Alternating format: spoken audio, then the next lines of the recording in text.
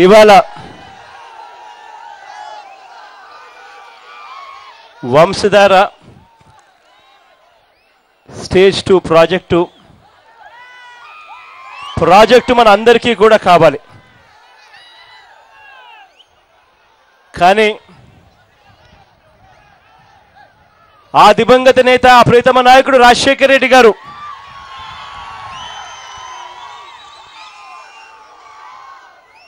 ₹934 కోట్లకు సంబంధించిన ఈ ప్రాజెక్ట్ అయితే ఆ దివంగత నేత ఆ ప్రీతమ నాయకుడు రాజశేఖర రెడ్డి గారి ఒక్క హయాంలోనే దాదాపుగా 700 కోట్ల పైచిలకు ₹934 కోట్ల ఖర్చు చేయడం జరిగింది. దాని తర్వాత చంద్రబాబు నాయుడు గారు ముఖ్యమంత్రి అయ్యే నాటికి ఆ 700 కోట్లకు మరో ₹190 కోట్ల మళ్ళీ ఖర్చు చేయడం జరిగింది. అంటే ₹934 కోట్లకు సంబంధించిన వంశధార స్టేజ్ 2 ప్రాజెక్టుకు చంద్రబాబు నాయుడు గారు ముఖ్యమంత్రి అయ్యే నాటికే దాదాపుగా ₹875 కోట్ల ఖర్చు చేశారు. అంటే మిగిలి ఉన్నది కేవలం ₹53 కోట్లకు సంబంధించిన పనులు. మరి ₹934 కోట్ల కేవలం ₹54 కోట్లకు సంబంధించిన పనులు మాత్రమే మిగిలిన్నాయనంటే ప్రాజెక్టు దాదాపుగా 90% పనులు పూర్తయినట్టు. మరి ఆ దివంగత నేత ప్రీతమ నాయకుడు రాజశేఖర రెడ్డి గారి హయాం నుండే చంద్రబాబు నాయుడు గారు ముఖ్యమంత్రి అయ్యే నాటికే 90% పనులు పూర్తయిన ఈ ప్రాజెక్టులో మిగిలి ఉన్న 10% పనులు పూర్తి చేసి ప్రతి రైతుకు R&R ప్యాకేజ్ ఇచ్చే ఒకటే ఒక కార్యక్రమం పెండింగ్ ఉంటే 3 ఏళ్ళు అయిపోయింది చంద్రబాబు నాయుడు గారి ప్రభుత్వం వచ్చి. చేయవలసిందల్లా 10% పనులు పూర్తి చేయడం, రైతులకు సంబంధించి R&R ప్యాకేజ్ ఇవ్వడం. ఏ ముఖ్యమంత్రికైనా కానీ రైతుల మీద కొంచెం అంటే కొంచెం ప్రేమ ఉన్నా కూడా మొట్టమొదటగా ఆ ముఖ్యమంత్రి ఒక సంవత్సరంలోనే పూర్తిగా ఈ ప్రాజెక్టు పూర్తి చేసి ఉండేవాడు. కానీ మన ముఖ్యమంత్రి చంద్రబాబు నాయుడు గారికి మాత్రం రైతుల మీద ప్రేమ లేదు. మన ముఖ్యమంత్రి చంద్రబాబు నాయుడు గారికి మాత్రం ఎవరి మీద ప్రేమ ఉంది అంటే కాంట్రాక్టర్ల మీద మాత్రం వ్యామోహం ఉంది. కారణం ఏంటంటే ₹934 కోట్లకు సంబంధించిన పనులలో మిగిలిపోయింది కేవలం ₹54 కోట్ల పనులు మాత్రమే. ఈయన ముఖ్యమంత్రి అయ్యే నాటికి చంద్రబాబు నాయుడు గారు ముఖ్యమంత్రి అయిపోయిన వెంటనే ఏం చేశాడో తెలుసా? మామూలుగా ఈ ప్రాజెక్టుకు సంబంధించి EPC కాంట్రాక్ట్ కింద ప్రాజెక్ట్ ఇచ్చారు. అంటే కాంట్రాక్టరు ఖచ్చితంగా పనులు పూర్తి చేయాల్సిందే. ఖచ్చితంగా కాంట్రాక్టర్ పనులు పూర్తి చేయలేకపోతే ఆ కాంట్రాక్టర్ను బ్లాక్ లిస్ట్ చేసి జైలుకు కూడా పంపించవచ్చు. కానీ మన చంద్రబాబు నాయుడు గారు ఏం చేశారో తెలుసా? కాంట్రాక్టర్లతో లాలూచి పడ్డాడు. లాలూచి పడి మిగిలిపోయి ఉన్న ₹54 కోట్ల పనులు 400 కోట్లకు పెంచేశాడు. 54 కోట్లు మిగిలిపోయిన పనులను 400 కోట్లకు పెంచేసిన ఈ చంద్రబాబు నాయుడు గారు ఆ కాంట్రాక్టర్లలో ఎవరెవరిని కాంట్రాక్టర్లుగా తెచ్చినారు అని అంటే తన పార్టీకి చెందిన MP, Rajya Sabha MP CM Ramesh అనే వ్యక్తి కూడా తన బెనామీగా కాంట్రాక్ట్ పనులు చేస్తా ఉన్నాడు. ఇంతటి దారుణంగా ప్రజల దగ్గర నుంచి సొమ్ములు దోచుకుంటా ఉన్నాడు.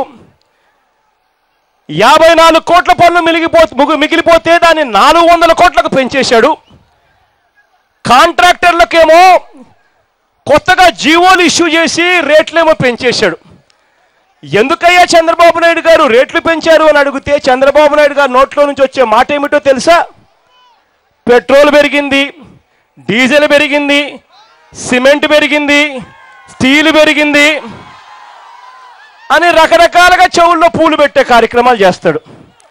వాస్తవంగా ఏమిటి అంటే కాంట్రాక్ట్ ఇచ్చే టయానికి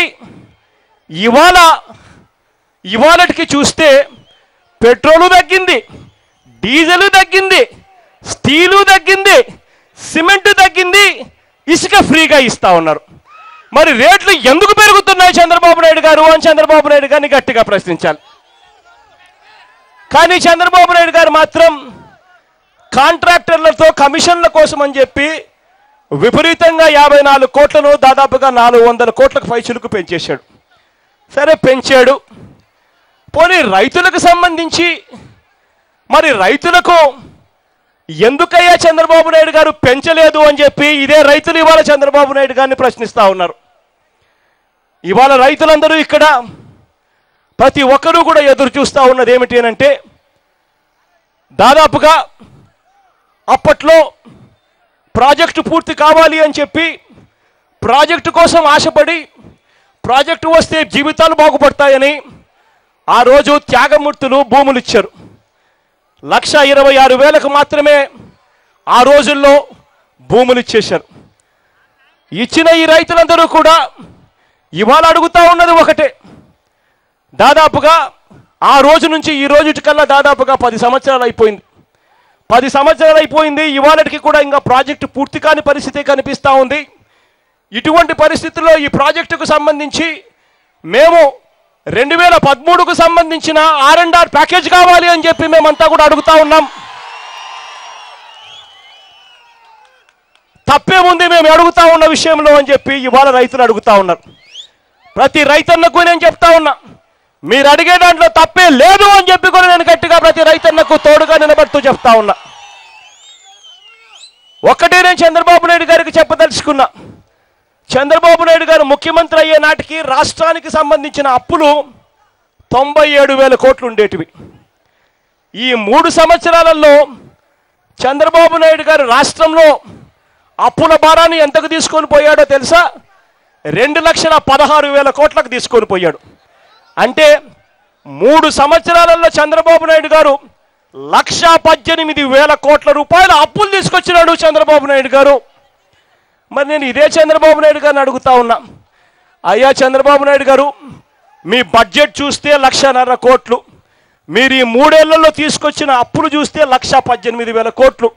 మరి అటువంటిది ఈ శ్రీకాకుళం జిల్లాకు 1,000 కోట్ల రూపాయలు ఇచ్చేసి ఉంటే ఈ ప్రాజెక్టులన్నీ పూర్తయిపోయి ఉండేటివి కదయ్యా అని చెప్పి చంద్రబాబు నాయుడు గారిని అడుగుతా ఉన్నా. కానీ చంద్రబాబు నాయుడు గారు ఆ పనులు చేయరు. చంద్రబాబు నాయుడు గారికి ఆ పనులు ఎందుకు చేయరు అని అంటే, రైతులకు ఏదైనా కానీ చంద్రబాబు నాయుడు గారు 1,000 కోట్ల రూపాయలు రైతులకు ఇచ్చేస్తే చంద్రబాబు నాయుడు గారికి ఏమీ రాదు కమిషన్లు. కానీ అదే చంద్రబాబు నాయుడు గారు కాంట్రాక్టర్లకు ఇచ్చినాడు అనుకో, 30% కమిషన్లు తీసుకోవచ్చు. ఇది ఇవాళ రాష్ట్రంలో జరుగుతూ ఉన్న పరిస్థితి. ఇవాళ మనం అంతరం కూడా ఎదురు చూస్తూ ఉన్నాం. ఆ వంశధార ప్రాజెక్టు పూర్తి కావాలి. ఇవాళ చంద్రబాబు నాయుడు గారు ముఖ్యమంత్రిగా ఉన్న 9 సంవత్సరాల కాలాన్ని చూసాం. ఆ తర్వాత దివంగత నేత ప్రీతమ నాయకుడు రాజశేఖర రెడ్డి గారు ముఖ్యమంత్రిగా ఉన్న సువర్ణ యుగాన్ని కూడా చూసాం. తోటపల్లి ప్రాజెక్టు తీసుకున్నా, వంశధార ప్రాజెక్టు తీసుకున్నా, అది ఎవరైనా చేశారు అని అంటే అది ఆ దివంగత నేత ప్రీతమ నాయకుడు రాజశేఖర రెడ్డి గారు అని చెప్పి గొప్పగా చెప్పుకునే కార్యక్రమం, గొప్పగా చెప్పుకునే పరిస్థితి ఇవాళకి కూడా ఉంది. ఇవాళ కేవలం 10% మిగిలిపోయి ఉన్న పనులను చంద్రబాబు నాయుడు గారు పూర్తి చేయలేని పరిస్థితి కనిపిస్తూ ఉంది. R&R ప్యాకేజీ ఇవ్వాల్సిన పనులు ఇవ్వని పరిస్థితి ఇవాళ చంద్రబాబు నాయుడు గారి హయాంలో కనిపిస్తూ ఉంది. ఇవాళ నేను మైకు రైతులకే ఇస్తాను, బాధపడతా ఉన్న మీకే ఇస్తాను. ఇవాళ మనం ఎందుకు బాధపడతా ఉన్నాం? ఇవాళ మనం చంద్రబాబు నాయుడు గారిని 3 సంవత్సరాలుగా ఏమడుగుతా ఉన్నాం? ఎందుకు చంద్రబాబు నాయుడు గారు ఇవ్వలేకున్నాడు అని చెప్పి గట్టిగా నిలదీస్తూ డైరెక్ట్గా ఆయన్నే అడుగుదాం. మైకు మాట్లాడేదానికి ఉత్సాహంగా ఉన్నవాళ్ళు, మనం పడతా ఉన్న బాధలు తెలియజెప్పాలి అని అనుకునే వాళ్ళు ముందుకు రండి. చంద్రబాబు నాయుడు గారు కూడా ఖచ్చితంగా ఇది చూస్తూ ఉంటాడు. గట్టిగా చంద్రబాబు నాయుడు గారికి బుద్ధి వచ్చే విధంగా, చంద్రబాబు నాయుడు గారికి అర్థమయ్యే విధంగా మాట్లాడండి. రాష్ట్రంలోని ప్రతి ప్రజా కూడా చూస్తూ ఉంటారు. అందరూ మీకు తోడుగా నిలబడతారు, అందరూ మీకు అండగా నిలబడతారు. రైతులకే నేను మైక్ ఇస్తాను. కొన్ని ప్రశ్నలు డైరెక్ట్గా మిమ్మల్ని అడుగుతాను. మీరు పడతా ఉన్న అవస్థను మీరే చెప్పండి. నేను అడుగుతా ఉన్న సమస్య అన్న ప్రశ్నలకు సమాధానాలు కూడా మీరే చెప్పండి. ఎవరైనా రైతులు ఉత్సాహంగా ఉంటే రావాల్సిందిగా ముందుకు కోరుతా ఉన్నా. నీ పేరు ఏం పేరునా? నా పేరు బి రవి సార్, బరి రవి. రవి సార్. ఇదే ముంపు గ్రామాలకు సంబంధించిన నిర్వాసితులే రవి. దాదాపుగా 33 గ్రామాలు, 19 గ్రామాలు పూర్తిగా ముంపుకు గురవుతూ ఉంటే మరో 14 గ్రామాలు పాక్షికంగా ముంపుకు గురవుతూ ఉన్న పరిస్థితులు. ఎలా ఉన్నారు, ఎలా బతుకుతా ఉన్నారు, పరిస్థితి ఏమిటి ఒక్కసారి చెప్పు రవి. సార్ మా పరిస్థితి ఏంటంటే, మీ దేవుడు రవి? మాది పాడలు సార్, మాది పాడలి. చెప్పు రవి. వంశధార నిర్వాసిత గ్రామాల్లో పాడలి గ్రామం అనేది ఒక పెద్ద గ్రామం సార్ మాది. అయితే మాకు ఎకరా భూమికి ₹1,00,000 సార్. ఎంత చాలా దారుణమైన విషయం సార్. ఇది ఎకరా భూమికి ₹1,00,000 మాత్రమే ఇచ్చారు సార్, అప్పట్లో 10 ఏళ్ల కిందట కాబట్టి. అవును సార్. అయితే ఇప్పటికి వచ్చేసరికి పట్టిసీమకు వచ్చేసరికి నూజివీడులో ఒక 5 గ్రామాలకి ఎకరాకి 52 లక్షలు ఇచ్చారు సార్. ఎంత తేడా ఉందో సార్ గమనించండి సార్. కేవలం ఇది శ్రీకాకుళం జిల్లా అని చెప్పేసి మాత్రమే సార్ ఇది. రవి చెప్తా ఉన్న విషయాలు అన్న 10 సంవత్సరాల కిందట ₹1,00,000, ఆ ₹1,00,000కి ఇవాళ ఏమీ రాని పరిస్థితి. పక్కన పట్టిసీమలో, ఇదే పట్టిసీమలోనే దాదాపుగా ₹50 లక్షలు ఇచ్చిన పరిస్థితులు కనిపిస్తూ ఉన్నాయి. ఇదే శ్రీకాకుళం జిల్లాలోనే ఇప్పుడు న్యూక్లియర్ ప్రాజెక్ట్ అని చెప్పి కొవ్వాడ దగ్గర న్యూక్లియర్ ప్రాజెక్టు కోసం భూములు అక్వైర్ చేస్తూ ఉన్నారన్నా. అక్కడ ఎకరా ₹18 లక్షలు ఇస్తా ఉన్నారన్నా. అంతే కదా రవి? అవును సార్, అవును సార్, ఇస్తా ఉన్నారు. అటువైపు పట్టిసీమ చూస్తే ₹50 లక్షలు ఎకరాకి ఇచ్చిన పరిస్థితులు ఉన్నాయి. మరి ₹1,00,000కి ఏమీ రాని పరిస్థితిలో ఉన్న మేము ఎలా బతకాలన్నా అని అంటా ఉన్నాం. అవును సార్, అంతే కదా రవి? అంతేగా సార్. మళ్ళీ ఇంకోటి ఏంటంటే, మాకు ఇప్పుడు మేము కొనుక్కోవాలనుకుంటే 15 లక్షలకు ఒక ఎకరా దొరకదు సార్. ఇక్కడ ఉన్నటువంటి రైతులందరూ కూడా 20 ఎకరాలు 30 ఎకరాలు ఉన్న వాళ్ళు కాదు సార్. ఇక్కడ అందరూ చిన్న సన్నకారు రైతులు సార్. ప్రతి ఒక్కరికి కూడా 2 ఎకరాలు 3 ఎకరాలు 4 ఎకరాలతో బతుకుతున్న రైతులు మాత్రమే సార్ వీళ్ళందరూ కూడా. చిన్న సన్నకారు రైతులే. అవును సార్. ఎవరు కూడా 20 ఎకరాలు 30 ఎకరాలు ఉన్న పెద్ద రైతులు ఎవరు ఇక్కడ లేరు. ఈ గ్రామాలు, నిర్వాసిత గ్రామాల్లో ఎవరూ లేరు సార్. వీరు అందరూ కూలీలుగా మారిపోయారు సార్. ఈ క్షణం ఇప్పుడు అందరూ కూలీలుగా మారిపోయారు. నెక్స్ట్ ఇచ్చిన పరిహారం కూడాను విడతల వారీగా, అంటే 2004లో ప్రారంభించి ఈ రోజు కూడా ఇంక ఇస్తూనే ఉన్నారు సార్. ఏ రోజు ఇచ్చిన 50,000 అయితే కానీ, 1,00,000 అయితే కానీ ఎప్పుడప్పుడే ఖర్చు చేసి వాళ్ళ పిల్లల కోసం, పెళ్ళిళ్ళ కోసం కానీ, లేదా విద్యార్థుల చదువుల కోసం కానీ ఖర్చు చేయడం జరిగింది. కానీ అక్కడ ఎవరి దగ్గర కూడా ఇప్పుడు పైసా లేదు సార్. వీళ్ళందరూ కూడా భిక్షమెత్తుకొని పరిస్థితి ఇప్పుడు ఏర్పడుతుంది సార్ ఈరోజు. ఇప్పుడు R&R ప్యాకేజీకి సంబంధించి ప్రస్తుతం ఏం జరుగుతూ ఉంది రవి? ఇప్పుడు R&R ప్యాకేజీ విషయానికి వచ్చేసరికి మాకు భూములకన్నీ మీకు క్లోజ్ అయిపోయినాయి. ఇప్పుడు కేవలం యూత్ ప్యాకేజీలు మాత్రం ఇప్పుడు ఇస్తామని చెప్పేసి అంటున్నారు సార్. భూములకు సంబంధించి మీరు ఇచ్చినప్పటికీ కూడా భూములకు సంబంధించి మేము ఇవ్వము, క్లోజ్ అయిపోయింది అని చెప్పి నిర్ద్వందంగా చెప్తా ఉన్నారు. అవును సార్. చెప్పి ఏదో ముస్టేసినట్టుగా యూత్ ప్యాకేజ్ అని కొంతమందికి ఇచ్చే కార్యక్రమాలు చేస్తూ ఉన్నారు. అది కూడా గ్రామ సభలు ఏర్పాటు చేస్తున్నారు సార్. గ్రామ సభల్లో పోలీసు వారిని తీసుకొచ్చి ఒక గ్రామంలో గ్రామ సభ పెట్టేటప్పుడు డిఎస్పీ అవసరమా సార్? అక్కడికి అవసరం లేదు. అలాంటి సమయంలో అంటే పోలీసు పహారాలు మేము చెప్పిన వాళ్ళకి ప్యాకేజీ ఇస్తాం. అంటే యూత్ ప్యాకేజీ ఏదైతే వీళ్ళు కొత్తగా చెప్పి ఏదో ఇచ్చే కార్యక్రమం చేస్తా ఉన్నారు, అది కూడా కరెక్ట్ గా ఇవ్వడం లేదు సార్. అది కూడా డిఎస్పీని పెట్టి గ్రామసభ నడిపించి పోలీస్ పహారాలు సార్. అది కూడా జన్మభూమి కమిటీ వాళ్ళ ఎమ్మెల్యేలు వాళ్ళ ఆధ్వర్యంలోనే జరుగుతా ఉంది. వాళ్ళకి చెప్పిన వాళ్ళకి మాత్రమే. అంతే సార్. అంతేనా? అంతే సార్. ఆ విధంగా ఇప్పటికీ కూడా ఉన్న చాలా మంది అర్హులు సార్ ఆఫీసు చుట్టూ తిరుగుతున్నారు సార్. ఆఫీసులకి వెళ్తే మా వినతి పత్రం ఇవ్వడానికి వెళ్తున్నామని చెప్తే అక్కడ ఉన్నటువంటి ఈ మండల రెవెన్యూ అధికారులు పోలీసులకు ఫోన్ చేసి మీరు రండి. ఎందుకు సార్? మేమేమైనా నక్సలైట్లమా, లేకపోతే తీవ్రవాదులమా, లేకపోతే ఉగ్రవాదులమా సార్? అంటే వినతి పత్రం ఇవ్వడానికి పోతే ఎంఆర్ఓ కార్యాలయంలో వినతి పత్రం ఇవ్వడానికి పోతే వినతి పత్రంలో తీసుకోవడమే కాకుండా ఎంఆర్ఓలు పోలీస్ స్టేషన్ ఫోన్ చేసి పోలీసులు రమ్మంటారు. అవును సార్, ఇది జరుగుతుంది సార్ ఇక్కడ. అంతేకాకుండా మాకు కోరుకున్న చోట ఇళ్ల స్థలం అన్నారు సార్. ఇప్పుడు 2004లో రాజశేఖర రెడ్డి గారు. ఇప్పుడు ఏం చేస్తున్నారంటే మేము ఇచ్చిన చోటకి మీరు వెళ్ళండి, కోరుకున్న చోట ఇల్లు ఇస్తాము అన్న పరిస్థితి పోయింది. సార్. మేము ఇచ్చిన చోటకి మీరు వెళ్ళండి, లేదంటే మీరు 4 లక్షలు ఇస్తాం తీసుకోండి అంటే ఒక ఇళ్ల స్థలము ఎలా సార్ ఇలా బతకాలి? వీళ్ళందరి పరిస్థితి ఏంటి సార్? వీళ్ళు ఇల్లు కోల్పోయి భూములు కోల్పోయి సర్వం రోడ్డును పడినాక మీకు 4 లక్షలు ఇస్తాము, మీరు ఎక్కడ తగలబడతారో అక్కడ తగలబడండి అంటే వీళ్ళు ఎక్కడికి వెళ్ళాలి సార్?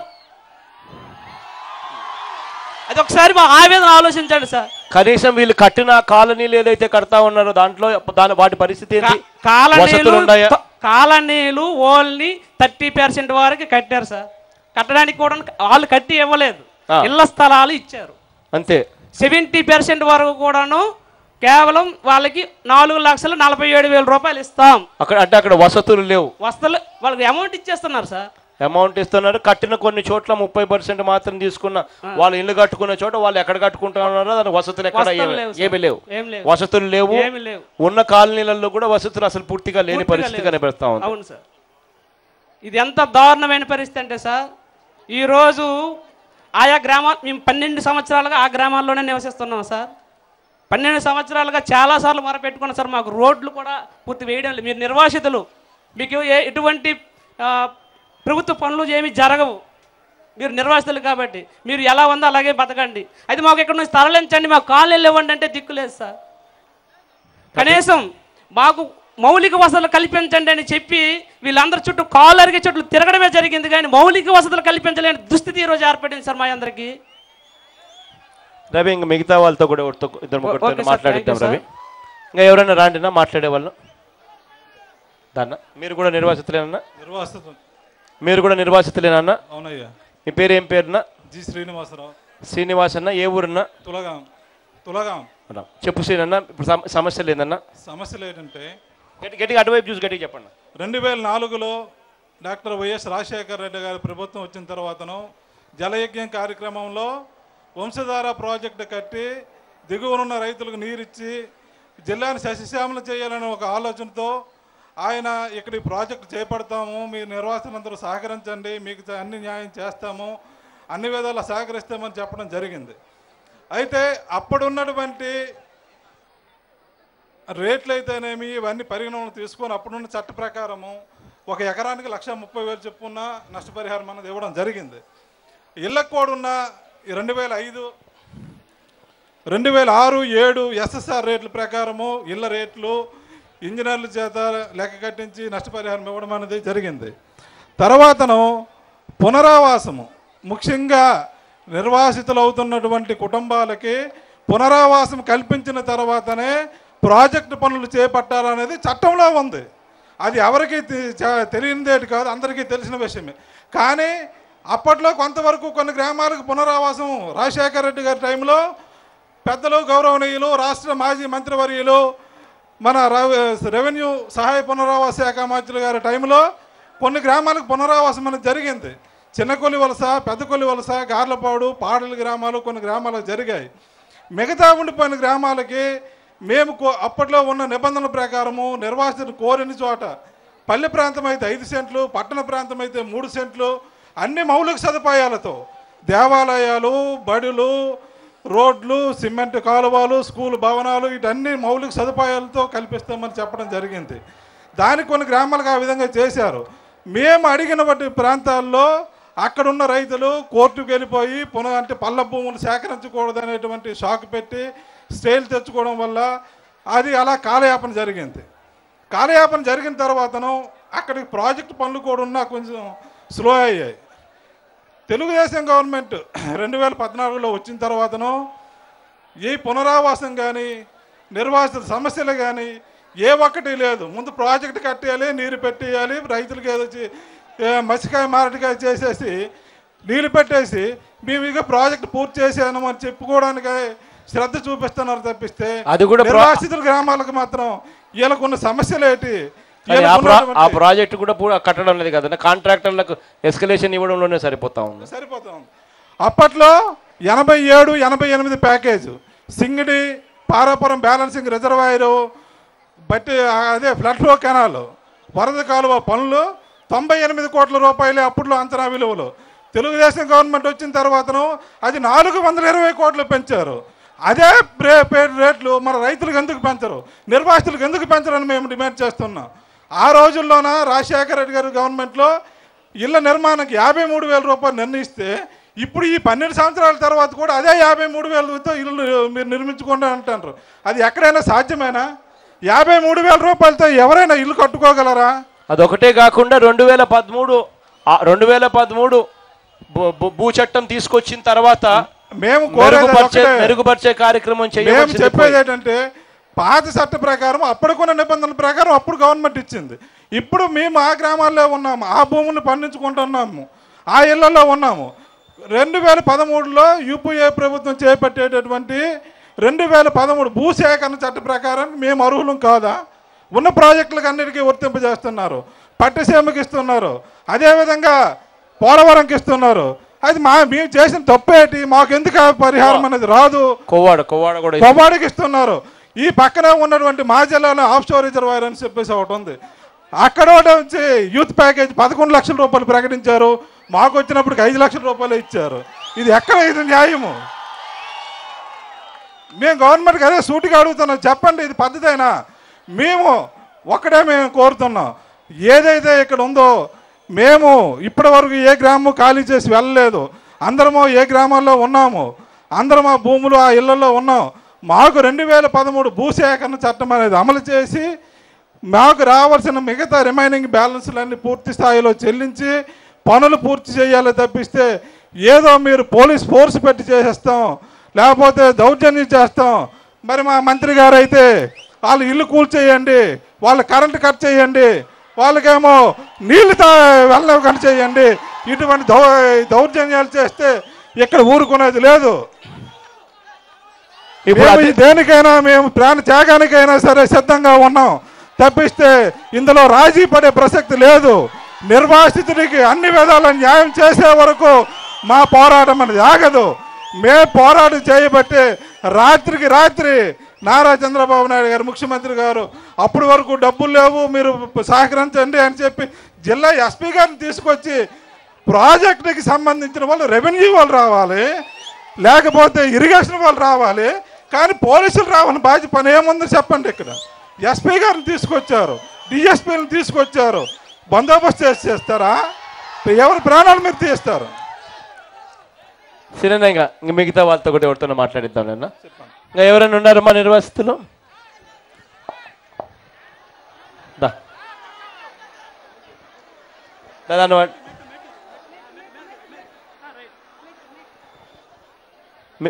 మీ పేరేం పేరు తల్లి? నా పేరు చంద్రమ్మ అండి. నమస్తే అన్న. అన్న నా మని ఆలకించు. మీరు నిర్వాసితుల తల్లి? మేము నిర్వాసితులము. నా మని ఆలకించు అన్న. నమస్తే. చెప్పు చంద్రమ్మ తల్లి. నేను చిన్నప్పటి నుంచి నాకు కనిపించదు, అలాంటిది తల్లిదండ్రులు నా దగ్గర ఉన్నాను. ప్యాకేజీ 2005 8వ నెలలో రాస్తే పీడిఎఫ్ ప్యాకేజీలో రాస్తే నేను నాకు ఫోటోలు తీయాలా, నేను నాకు రాయిరా అని అడిగితే మీకు నీవు తల్లిదండ్రుల దగ్గర ఉన్నావు పనికిరావు అని నాకు అనిస్తారు సార్. అనిస్తే ఎందుకు కారణం చేతలు కానీ అనరని మేము పళ్ళకు ఉన్నాము. పని తరువాత ఎంఆర్ఓ కూడా అలాగే అని అంటే ముందులో మేము ఇవ్వము, తరువాత ఇస్తాం కానీ ఇప్పుడు ఇవ్వము అనేసారు. అనేస్తే మా నాన్నగారు వచ్చేమో వైఎస్ఆర్ ఒక దీనిలో ఉండిపోయారు, పార్టీలో ఉండిపోవడం మాకు అంగీకరించలేదు. ఇక్కడ కూడా యూత్ ప్యాకేజీలో ఇస్తామన్నారు, దీంట్లో కూడా ఇవ్వడం లేదు, పీడిఎఫ్ ప్యాకేజీలు కూడా ఇవ్వడం లేదు. ఇలాగా ఒక ఇల్లు లేదు. మీ భూమి ఉందా తల్లి? భూమి కూడా కొంచెం పడిపోయింది, కొంచెం ఉన్నది. ఎన్ని ఎకరాలు ఉంది భూమి? భూమి ఎకరా 50 సెంట్లో ఉన్నది, ఎకరా 50 సెంట్లు పడిపోయింది. తరువాత మరి తల్లిదండ్రులు గట్టిగా లేరు, వైఎస్ఆర్ పార్టీలో మాకు అంగీకరించడం లేదు. యూత్ ప్యాకేజ్ అన్నది కూడా ఊరికే వాళ్ళకు నచ్చిన వాళ్ళకు వాళ్ళు కమిషన్లు తీసుకునేందుకు మాత్రమే ఇచ్చే కార్యక్రమం కూడా చేస్తా ఉన్నారు. వాటిలో కూడా పేరుకు మాత్రం ఇంత అమౌంట్ చెప్తున్నారు. ఎమ్మెల్యే గారికి ఇంత ఇవ్వాలా, ఇంత ఇస్తే తప్పనిచ్చి పని జరగడం లేదు అని కూడా చెప్తా ఉన్నారు. అంతేనమ్మా? తరువాత ఉండడానికి ఇల్లు కూడా లేకపోయింది. ఇప్పుడు ఊతి ప్యాకేజీ కూడా లేకపోతే ఉంటేమి చచ్చిపోతేమని బాధగా ఉందండి సార్ అన్నయ్య. మరి ఏం చేయగలను, నాకు ఏం న్యాయం చేస్తావో మీదే భారం అన్నయ్య. ఎప్పుడు మాకు కూడా కనీసం అంగీకరించట్లేదు. గట్టిగా అడుగుదాం లేదు తల్లి, గట్టిగా పోరాడుతాను తల్లి చంద్రబాబు తల్లి. ఇంకా వేరే వాళ్ళు ఎవరు ఉన్నారన్నా?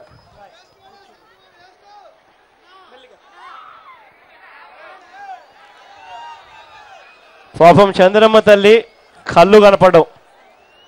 ఇంతకు ముందు వచ్చి మాట్లాడిన చంద్రమ్మ తల్లికి కళ్ళు కనపడవు అన్న కనీసం మానవత్వం కూడా లేకుండా ఆ తల్లికి కూడా రావాల్సినది కూడా ఇవ్వని పరిస్థితిలో కనిపిస్తా ఉంది. మీ పేరు ఏం పేరు తల్లి? అన్న నమస్తే అన్న. మైక్ దగ్గర పెట్టుకుంటాను. పార్వతి సార్. పార్వతమ్మ సార్ మీ పేరు ఏం పేరుమా? నా పేరు రాడ పార్వతి అన్నయ్య. పార్వతమ్మ ఏ ఊరు తల్లి? మా ఊరి హిరమండలం గాంధీనగర్ వీధి సార్. చెప్పు తల్లి. ఏం మా ఇంటికి మెట్లకి మార్కింగ్ వేస్తారు, మా పక్కింటికి ప్రాజెక్టుకి కొలతలు కూడా కొలిసారు అన్నయ్య. కానీ మీ ఇల్లు పడుతుంది అనుకొని చెప్పారన్నయ్య. మా ఇల్లు కూడా తీసుకొని అవసరం లేదని చెప్పారన్నయ్య. మా భూమి కూడా ఎకరా పడ్డదన్నయ్య. అది కూడా మాకు ఎకరా భూమి పోతేనమాట ₹1,00,000 ఇచ్చారన్నయ్య. ఇంతవరకు మాకు ప్యాకేజీ ఏం కూడా రాలేదన్నయ్య. ఆ ఇల్లు పడిపోతే మరి మేము ఎలా బ్రతకాలన్నయ్య? ఇల్లు ఎప్పుడు పడిపోయింది? ఇల్లు కొలతలన్నీ కొలిసారన్నయ్య. మా వీధి పక్కిల్లు తీసుకున్నారన్నయ్య. మా ఇల్లు ఎలా ఉండిపోయిందన్నయ్య. ఆ ఇల్లు కుమిలిపోతే మేము ఎలా ఉండాలన్నయ్య? మీ పొలం తీసుకున్నారు, మీ స్థలం తీసుకున్నారు, మా స్థలం తీసుకున్నారు, పక్క ఇల్లు తీసుకున్నారు, కానీ మీ ఇల్లు మాత్రం తీసుకోలేదన్నయ్య. మేము 3 అమ్మాయిలం అన్నయ్య. మేము ప్రతిరోజు మా ఫ్యామిలీ అంతా చనిపోవాలనేసి ఏదో ఒక మంది చేత ఆగేసి చనిపోవాలని అనిపిస్తుంది అన్నయ్య. మీరు ఏదో ఒక విధంగా మా ఊరికి మాకు న్యాయం చేస్తారనేసి మీ మధ్య వచ్చి మేము ఇప్పుడు చెప్తున్నాం అన్నయ్య. ఎంతటి దారుణంగా అవకతవకలు జరుగుతూ ఉన్నాయనంటే, అమ్మ దగ్గరేమో భూమి ఏమో తీసుకున్నారు, ఇల్లు కాడికి వచ్చేసరికి పక్కిల్లు తీసుకున్నారు, కానీ ఈ మిల్లును తీసుకోలేదు. ఇచ్చింది ఏమో అప్పుడు 10 ఏళ్ల కింద 1,20,000 మాత్రం వచ్చింది. ఎలా బ్రతకాలి నేను అని చెప్పి పార్వతమ్మ అడుగుతా ఉన్న ప్రశ్నకు సమాధానం చంద్రబాబు నాయుడు గారు ఖచ్చితంగా చెప్పాల్సిన అవసరం అయితే ఉంది. మా నాన్నకు పెన్షన్ కూడా తీస్తారన్నయ్య. అతను పెన్షన్ కూడా రావట్లేదన్నయ్య. నాన్నకు రావాల్సిన పెన్షన్ కూడా ఇవ్వడంలా. ఎందుకు తీసినారు తల్లి? మీ నాన్న నడవగలరు, పని చేయగలరు అని చెప్పారని. మా నాన్న నడవలేరు, పని కూడా చేయలేరు అన్నయ్య. ఆ ఎండలోన నీడలోన మరిక్కుంటూ అలాగా పని చేసుకొని చెప్పులు కుట్టుకుంటూ పూలు తెచ్చుకుంటారు అన్నయ్య. మా నాన్నగారు 3 అమ్మాయిల్ని పోషించాలన్నయ్య. ఇంతకు ముందు వచ్చే పెన్షన్ న్యాయం చేయాలన్నయ్య మా గ్రామానికి. ఇంతకు ముందు వచ్చే పెన్షన్ కూడా తీసేసినారు. ఇంతకు ముందు పెన్షన్ వచ్చేది, అది కూడా తీసేసినారు. వైఎస్ఆర్ రాజశేఖర్ రెడ్డి ఆ బాబు గారు ఉండడం వల్ల మా నాన్నగారికి యాక్సిడెంట్ అయిపోయింది. దానివల్ల కూడా ఆపరేషన్ డాడీ గారే చేయించారన్నయ్య. అప్పట్లో చేయించారన్నయ్య. దాన్ని బట్టి కొద్దిగా నడవగలుగుతున్నారు నాన్నగారు. గట్టిగా అడుగుతా ఉంది తల్లి, గట్టిగా అడుగుతా. దాదా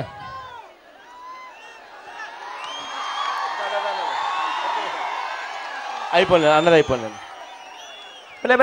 మాట్లాడతావా? ఏం పేరు? అటువైపు తిరుగునా. నమస్తే సార్. ఏం పేరునా మీ పేరు? నా పేరు గేదెల సింహాచలం సార్, తొలగాం గ్రామం. ఏం పేరు? గేదెల సింహాచలం, తొలగాం గ్రామం. సింహాచలం, తొలగాం గ్రామం. తొలగాం గ్రామం. మీది కూడా ముంపు గ్రామంగా ఉంది. నేను వికలాంగుల సంఘ కన్వీనర్ సార్, ఎర్రమండలం. చెప్పునా సమస్య ఏంది?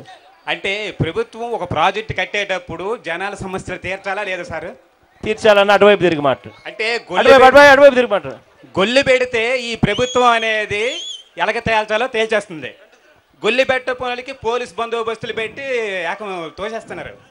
అంటే ప్రజలు వాళ్ళ బాధలు చెప్పుకోవడం లేదా? అటువైపు ప్రజలు వాళ్ళ సమస్యలు వాళ్ళు చెప్పుకోవడం లేదా? అంటే మేము కోల్పోయేటప్పుడు సమస్యలు చెప్పుకునే అవకాశం కూడా ఇవ్వడం లేదు. ఏమంటే పోలీస్ బగాబదులు పెట్టేసి జడిపించేస్తున్నారు. 5 నెలల 11 రోజులు టెంట్ వేసాం సార్. అప్పుడు మీరు వచ్చారు, మేడం గారు వెళ్ళి ఉన్నారు. నువ్వు కాలు చేతులు లేకపోయినా సరే వంశధార కోసం కష్టపడ్డావు నాయన, నువ్వు చాలా బాగా కృషి చేస్తున్నావు మేడం గారు అన్నారు. 2 సార్లు 3 సార్లు వచ్చారు, మీరు వచ్చారు. మీతో మాట్లాడడానికి అవకాశం ఈరోజు దక్కింది. అదే మాకు ఏంటంటే వంశధారకు సంబంధించి ఏ ప్రాజెక్టులకి ఎలాగేస్తున్నారో అదే ప్రాజెక్టుకి మాకు మొత్తం తేల్చారు సార్. ఇదే మా జనాల కోరిక మొత్తం. అదే వాళ్ళందరి కోసం నేను ఇప్పుడు అడుగుతున్నాను. మీ పేరు ఏం పేరునా? గేదెల సింహాచలం. సింహాచలం అన్న మీ భూమి, మీకు ఎన్ని ఎకరాల భూమి ఉంది? ఇప్పుడు రవి గారు మాట్లాడారు కదా, రవి గారు మాట్లాడినట్టుగా 2 ఎకరాలు 3 ఎకరాలే. మీకు ఎన్ని ఉన్నాయి? మాది 2 ఎకరాలే. 2 ఎకరాల భూమి 10 ఏళ్ళ కిందట తీసుకున్నారా? అప్పుడు లక్ష రూపాయలు చెప్పిన అప్పుడు 1,20,000 ఎంతో ఇచ్చినారు. ఇచ్చిన తర్వాత ఆ తర్వాత ఇంక వేరేది ఏమీ జరగల. అంటే ఆడపిల్లలకి పెళ్లిళ్ళు అయిపోయిన తర్వాత ప్రాజెక్ట్ పరిధిలో ఇది యూత్ ప్యాకేజ్ ఇవ్వరా సార్? పెళ్లిళ్ళు అయిపోయినాయి వాళ్ళకి ఇవ్వరని ఈ గవర్నమెంట్ అంటుంది. అంటే గవర్నమెంట్ ప్రాజెక్ట్ ఎప్పుడు వరకు కట్టబోదు అంత వరకు పెళ్లిళ్ళు చేయరా ఆడపిల్లలకి? ఆ యూత్ ప్యాకేజ్ అనేది రాదా? ఇది చాలా అన్యాయము. అలాగే వికలాంగులకు సంబంధించి జీవో అమలు చేస్తాను, పోస్టులు చేస్తాము. ఈ గవర్నమెంట్ వికలాంగులకి ఆ రోజు గవర్నమెంట్ నేను గెలిస్తే చంద్రబాబు నాయుడు గారు వికలాంగులకు 1,500 అన్నారు. కానీ ఇప్పుడు పర్సెంటేజ్ నిర్ణయించి 1,000 రూపాయలు 1,500 చేస్తున్నారు. ఇది చాలా అన్యాయము, చాలా అక్రమం. గట్టిగా అడుగుదాం సింహాచలం. వికలాంగులకి ప్రత్యేకించి ప్యాకేజ్ ఇస్తామన్నారు, అది లేదు సార్. ఏ ఒక్క వినతి పత్రం ఏమైనా వికలాంగులకు పట్టించుకోవడం లేదు. అలాగే వంశధార ప్రాజెక్టులో ఉన్నటువంటి వాళ్ళు ఎవరు బాధకెళ్తే మీ సమస్యలు అవ్వయ్యా ఏదో నాయకులకు సంబంధించి వాళ్ళ తరపున వెళ్ళిన వాళ్ళకి పని చేస్తున్నారు. అంటే మామూలుగా ఈ మనసు ఇలా వెళ్ళి మాట్లాడడానికి లేదా? వాళ్ళ బాధకి వాళ్ళు వెళ్ళలేరా? చెప్పండి సార్, ఈ ఎంత అన్యాయం చూడండి ఈ గవర్నమెంట్. గట్టిగా అడుగుదాం సింహాచలం. గట్టిగా మీ పేరేం పేరునా? తొత్తడి పోలినాయుడు, దుగ్గుపురం గ్రామం. ముంపు ప్రాంతంలో ఉన్నారన్నా? ఎన్ని ఎకరాలన్నా మంది పోయింది? నా వ్యక్తిగతంగా 17.5 ఎకరాలు పోయింది. మనం పడతా ఉన్న అవస్థలు ఒకసారి చెప్పున్నా. ఏంటి సార్? మనం పడతా ఉన్న ఇబ్బందులు చెప్పండి అన్న. ఏంటి మనం పడతా ఉన్న ఇబ్బందులు చెప్పండి. దుగ్గుపురం గ్రామం 17 ఎకరాలు పోయినటువంటి రైతు నేను. ఈ ప్రాజెక్టులో మొట్టమొదట ఈ ప్రాజెక్టుకి మేము ఎవరము ఈ ప్రాంత నిర్వాసితులు ఎవ్వరము వ్యతిరేకం చేయలేదు. ప్రాజెక్టు కట్టుకోండి, మాకు సక్రమమైన పరిష్కారం ఇవ్వండి అని ఈవేళకి మా నినాదం. కానీ ప్రభుత్వాలు దాన్ని పక్కన పెట్టి నిర్వాసితులు ఎలా ఇచ్చినా ఊరుకుంటారు అనే ధోరణితో నేటి వరకు కూడా నిర్వాసితుల సమస్యలు వాళ్ళు బాధ్యతాయుతంగా తీసుకోలేదు. భూములకు రేట్లు ఇచ్చిన దగ్గర నుంచి, వాళ్ళకి పునరావాసం కల్పించిన దగ్గర నుంచి, తర్వాత సామాజికంగా వాళ్ళని గుర్తించిన దగ్గర నుంచి ప్రతి విషయంలో కూడా మాకు అన్యాయం జరిగింది సార్. 2005లో ఎఫెక్టెడ్ నోటిఫికేషన్ జారీ చేసిన ప్రభుత్వం 2006లో సామాజిక సర్వే జరిపింది. సామాజిక సర్వే జరిపిన తర్వాత ఎన్ని కుటుంబాలు పోయినాయి అని చెప్పేసి అప్పటికి సుమారు 7,000 కుటుంబాలుగా గుర్తించినారు. అప్పటికే సుమారు 1000 కుటుంబాల వరకు విస్మరించడం జరిగిపోయింది. ఎందుకంటే అసలు ఇక్కడ ఏం జరుగుతుందో నిర్వాసితులకు తెలియదు. చాలామంది వలస జీవితాలు, మరి శ్రీకాకుళం సంగతి మీకు తెలిసిందే. చాలామంది ఆ సోషియో ఎకనామిక్ సర్వేకే హాజరు కాలేకపోయినారు. వారు ఈనాటికి కూడా దరఖాస్తు చేసుకుంటున్న వాళ్ళకి సోషియో ఎకనామిక్ సర్వేలో పేరు లేదు. నేటికి కూడా వాళ్ళు అనామకులుగానే ఉన్నారు ప్రతి గ్రామంలోనూ. ఎన్నిసార్లు దానికి దరఖాస్తు చేసుకున్నప్పటికీ చూస్తాము అనడం వల్ల ఆ కుటుంబ యజమానికే కాదు, ఆ కుటుంబంలో ఉన్నటువంటి పిల్లలకు కూడా ఈవేళకి ఈ ప్రాజెక్టు ఫలితాలు అందలేదు. అది ఒక విషయం. ఇక మౌలిక అంటే పునరావాసం విషయానికి వస్తేకి ప్రాజెక్టు మొత్తం పైనటువంటి కోల్పోయినటువంటి కుటుంబాల్లో టోటల్గా వాళ్ళు గుర్తించినటువంటివి దగ్గర 8,000 చెప్తున్నారు.